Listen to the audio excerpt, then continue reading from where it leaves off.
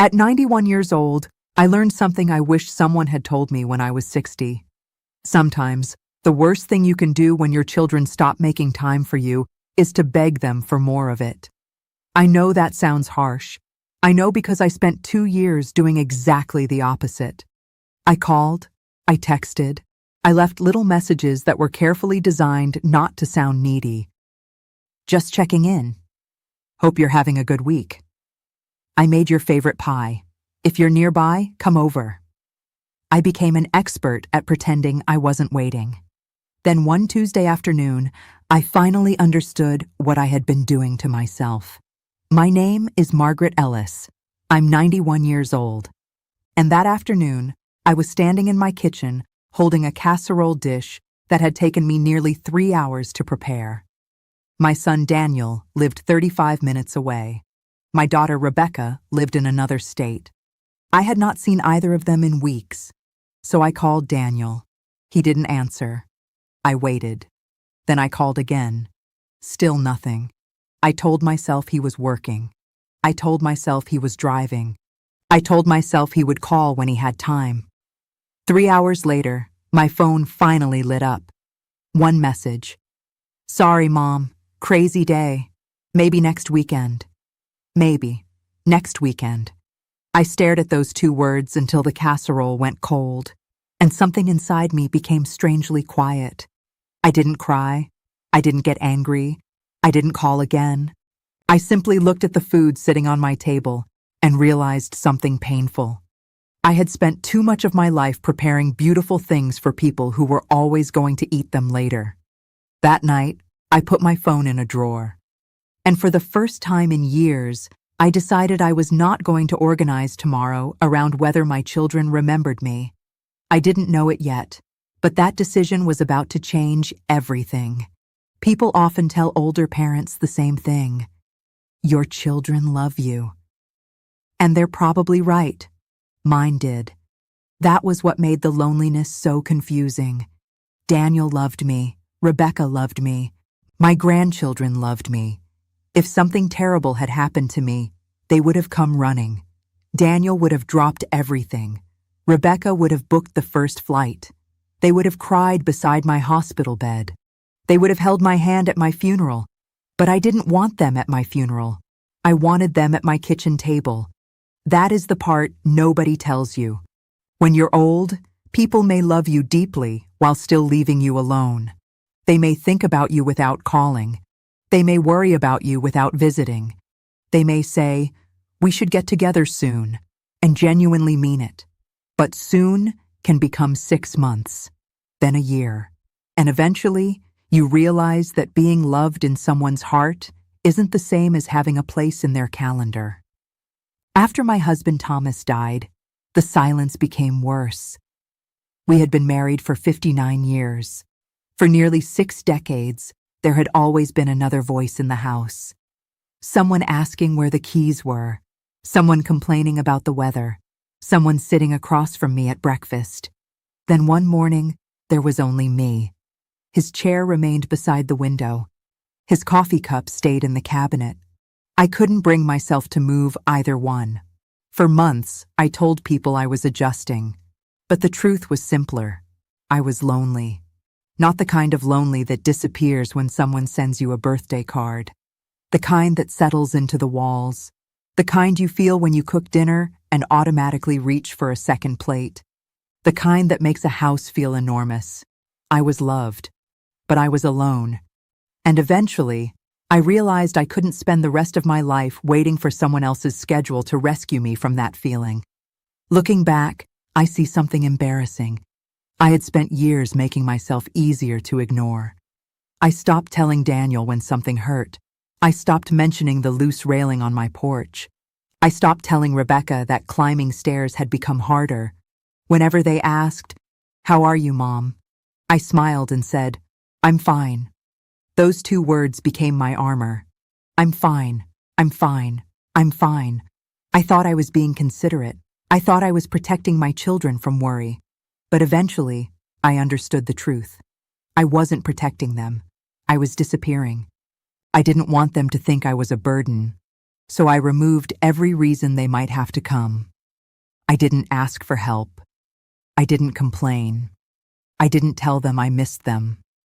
I became incredibly easy to love from a distance. And there is something dangerous about becoming too easy to leave.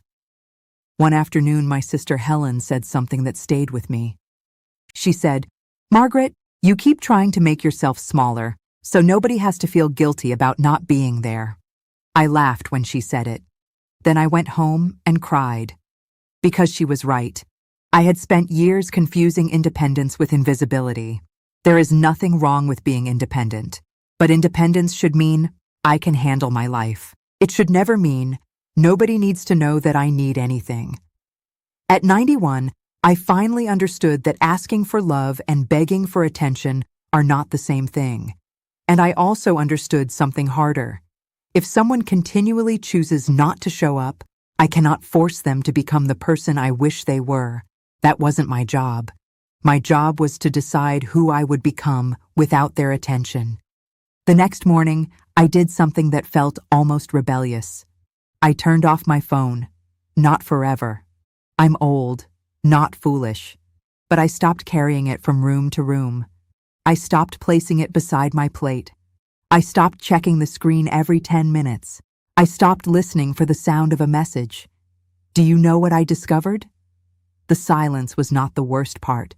The worst part was realizing how much of my day had been built around anticipating that silence. At breakfast, I checked. After lunch, I checked. Before bed, I checked. Every unanswered hour felt like a tiny rejection. I had turned my phone into a machine that measured my worth. No message? Maybe they don't care. No call? Maybe I've become a burden. No visit. Maybe I'm not important anymore. But that wasn't the truth. The truth was simply that my children had busy lives, and I had allowed their busyness to become the central story of mine. So I put the phone away. Then I took a small notebook from the kitchen cabinet. On the first page, I wrote, "Things I did today, not things I wished had happened, not people who called, not messages I received, things I did." That day, I wrote, I watered Thomas's old rose bush. I baked bread. I walked around the block. I read 20 pages of a mystery novel.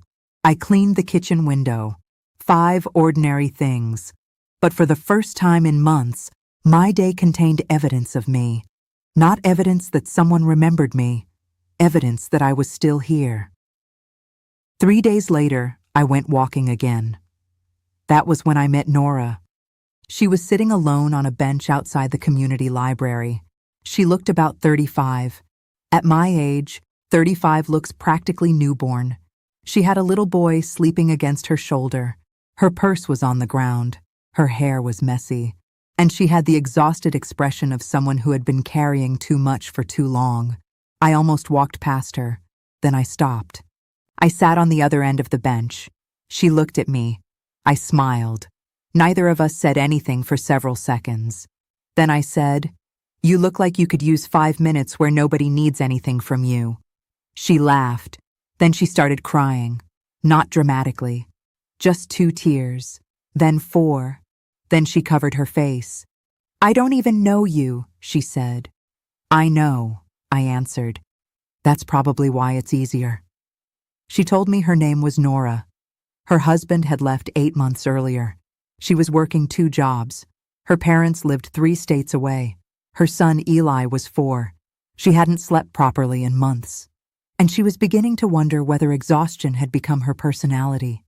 I listened. I didn't give advice. I didn't tell her everything would be fine. At 91, I've learned that sometimes people don't need solutions. They need somewhere safe to put the truth. Before she left, she looked at me and said, "Thank you." I shrugged. "I didn't do anything." She smiled. "Yes, you did." That sentence followed me home, because suddenly I understood something. Maybe I didn't need my children to need me. Maybe there were people in this world who could use what I still had to give. A week later, Nora knocked on my door. She apologized for bothering me. Then she asked if I would mind watching Eli for an hour while she went to an appointment. I said yes. That 1 hour became 2, then 3. Soon Eli started coming over after school. He was loud, curious, messy, wonderful. The first day, he walked into my kitchen, looked at me, and asked, "Are you really old?" I laughed. "Yes." "How old?" 91. He thought about that. Then he said, "That's a lot." I couldn't argue with him. We started making pancakes together. He insisted on stirring the batter. Half of it landed on the counter. He asked why my hands shook. I told him they had been working for 91 years. He looked at my hands carefully. Then he said, "Your hands know stuff." I had to turn away for a moment, because that little boy had said something my own children hadn't said in years. He reminded me that age had not erased everything. My hands still knew how to bake. They knew how to sew. They knew how to comfort. They knew how to make soup. They knew how to hold another person's hand. They knew things. And perhaps I knew things too. Every afternoon with Eli became a small appointment with life. He needed me to read stories. He needed me to answer ridiculous questions. He needed me to explain why birds didn't fall out of trees when they slept. He needed cookies. He needed patience. And I discovered something I had forgotten. Being needed can give an old person energy that coffee never could. Nora eventually began staying for tea. She told me about her divorce, about guilt, about raising a child alone, about being afraid she was failing. I told her what I had learned from raising Daniel and Rebecca, not because I knew everything, but because I had lived long enough to know that nobody knows everything. One evening, Nora asked me, "Do you ever wish your children called you more?" I could have lied. Instead, I said, "Yes." She looked surprised. I continued, "I love my children, but I no longer want my happiness to depend on whether they remember to call." She nodded. Then I told her something I had only recently learned myself. There is a difference between wanting to be loved and needing to be needed. For years, I thought my children were supposed to fill the empty spaces in my life. But that was too much responsibility to place on anyone. Children grow up. They build families. They chase careers. They become distracted. They make mistakes. They forget. They postpone. That doesn't necessarily mean they stopped loving you, but it does mean you must build a life that doesn't collapse every time they are busy. I told Nora, "Don't spend your life trying to make people feel guilty for not giving you what they don't know how to give." Then I smiled. "I'm still learning that myself."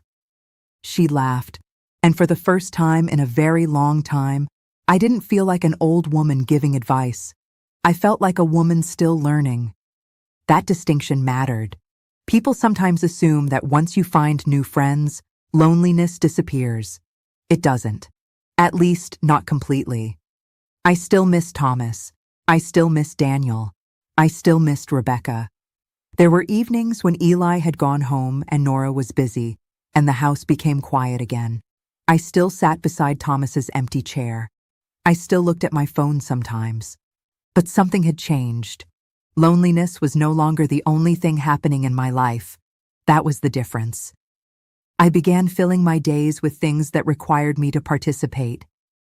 I joined a small gardening group. I started baking again. I volunteered twice a week at the library. I taught 2 neighborhood children how to make bread. I began taking my walks every morning. And I created another rule for myself. Every week, I had to do one thing I had never done before. At 91, that rule sounded ridiculous. Then it became exciting. I tried watercolor painting. I failed spectacularly. I planted tomatoes. Half of them died. I attended a book club and discovered that people can argue for 45 minutes about a fictional character. I laughed more. Not because my children suddenly changed, because I had stopped making their behavior the measurement of my life. That was freedom. Not freedom from loneliness. Freedom from waiting for someone else to rescue me from it. 3 weeks later, Daniel called. It was a Sunday. He asked, "Mom, what are you doing?" I said, "Making bread." He laughed. You still bake? I never stopped. There was a pause. Then he asked, Are you okay? I said, I'm better than okay. And I meant it. He started asking questions. Who was Nora? Who was Eli? What library? What gardening group? Why had I never told him about these things? I didn't accuse him. I didn't say, because you never called. I simply answered his questions. And then something happened. He said, Can I come over next Saturday? I said, Of course. Then I went back to kneading bread. I didn't dance around the kitchen. I didn't cry. I didn't suddenly believe my son had become a different man. But I understood something. When I had been waiting for Daniel, every conversation began with my loneliness. Now I had a life to tell him about. There were people, stories, projects, mistakes, plans, things happening.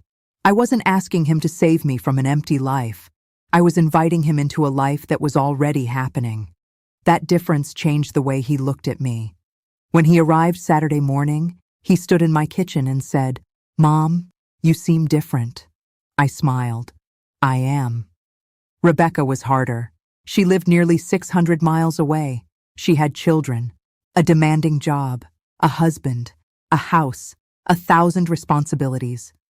For years, I had told myself I understood, but secretly, I resented every mile. Then Daniel told her about Nora, about Eli, about the garden, about my library work, about the bread. A month later, Rebecca called. Mom, she said, I think I've missed a lot. I wanted to say, yes, you have, but I didn't. Instead, I said, you still have time. She became quiet. Then she asked, Can I come for a few days? Of course. She arrived on a rainy Thursday. The moment she walked through the door, I saw my little girl again. Not literally. She was a grown woman with gray beginning to show in her hair. But I saw the child who used to sleep against my shoulder. We made dinner together. We talked until midnight. She told me about her marriage, her worries, her children, her fear that she wasn't doing enough. I didn't tell her what to do. I simply listened. At some point, she began crying. I thought you needed me, she whispered. I reached across the table. I did. She looked at me. And now? I squeezed her hand. Now I want you. There is a difference. Need can create pressure. Love creates an invitation. She understood. And that night, we talked until the house became quiet around us. For the first time in years, I wasn't speaking to my daughter as someone waiting to be remembered. I was speaking to her as a woman who had built a life worth sharing. I am 91. I have buried people I thought I couldn't live without. I have watched children grow up. I have watched friends disappear. I have watched houses become empty. I have watched my own body change. My hands shake. My knees complain. My eyes tire faster than they used to. But I am still here. And perhaps that is the part we forget. We spend so much time asking whether other people still see us that we forget to see ourselves. Your children may forget your birthday. They may cancel dinner. They may go weeks without calling. They may love you terribly badly. But you cannot spend the rest of your life standing beside the phone trying to interpret what their silence means. Their silence is theirs. Your life is yours. You cannot force someone to become more attentive. You cannot guilt someone into becoming more loving. You cannot beg someone into genuine presence. But you can wake up tomorrow and ask a different question. Not, who will call me? Ask, what can I do today that makes me glad I was here? Maybe it's planting something. Maybe it's learning something. Maybe it's helping someone. Maybe it's cooking. Maybe it's writing. Maybe it's joining a community. Maybe it's simply walking outside and noticing the sky. It doesn't have to be impressive. It only has to be yours. Because the goal isn't to become so independent that you don't need anyone. The goal is to become so alive that you have something to give when someone does come. Last Sunday, Daniel came for lunch. Rebecca called afterward. Nora and Eli came in the afternoon. The house was noisy. There were crumbs on my kitchen floor. Someone left a toy underneath the table. My bread came out slightly burned, and I laughed. After everyone left, I stood in the kitchen. The house became quiet again, but it was a different kind of quiet. Not the empty quiet I used to fear. A full quiet. The kind that comes after people have filled a room with their voices. I looked at Thomas's chair. For the first time, I didn't feel the need to apologize to the empty space. I said softly, "We're doing all right." Then I turned off the kitchen light. I'm still 91. My children still get busy. They will probably forget to call sometimes. They may disappoint me again. I may disappoint them too. That's what families do. We are imperfect people trying to love one another while carrying lives that are often too full. But I no longer believe my children's attention is the measure of my worth. I learned something more valuable. If you are lonely, don't spend every morning staring at the door. Open it. Step outside. Find someone who needs your story. Find someone who needs your patience. Find someone who needs your hands. Find something that needs tending, a garden, a child, a friendship, a book, a community, a forgotten talent, your own heart. Build something, anything. Build something that needs you tomorrow. Because when tomorrow comes, you should have a reason to get out of bed that has nothing to do with whether your phone rings. And if your children call, let them come. Don't greet them with a list of everything they did wrong. Don't make them pay for every lonely evening. Make them tea. Tell them what you've been doing. Show them the bread you learned to bake. Tell them about the child who made you laugh. Show them the flowers you planted. Let them see that you didn't disappear while they were busy. You were living. And if they don't come, then keep living. That is not revenge. That is not pride. That is not pretending you don't care.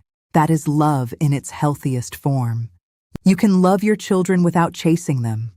You can miss them without begging. You can forgive them without abandoning yourself. And you can grow old without becoming invisible. I know because I am 91. I spent years waiting for people to come back to my table. Now I set the table for whoever is willing to sit down. And if nobody comes one evening, I still eat. I still light the lamp. I still water the flowers. I still read my book. I still wake up tomorrow. Because my life is not over simply because someone forgot to knock on the door. There is still something I can build. There is still someone I can help. There is still something I can learn. There is still bread I can bake. And there is still a tomorrow that needs me. That is what I wish I had understood at 60. That is what I know at 91. Don't spend the rest of your life begging people to remember that you exist. Make your life so real that you remember it yourself. And when the people you love finally come through the door, let them find you living, not waiting.